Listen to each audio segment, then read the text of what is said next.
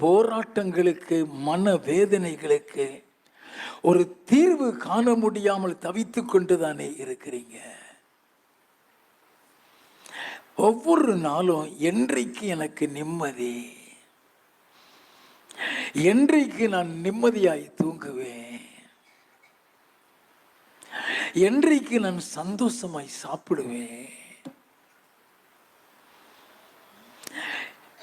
என்றைக்கு என் பிரச்சனைகளுக்கெல்லாம் முடிவு வரும்,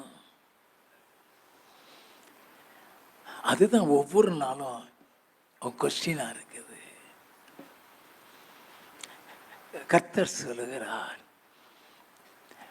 உன் பிரச்சனைகளுக்கு எல்லாம் முடிவு நிச்சயமாய் உண்டு. உன் நம்பிக்கை வீண் போகாது. நல்ல கவனிங்க.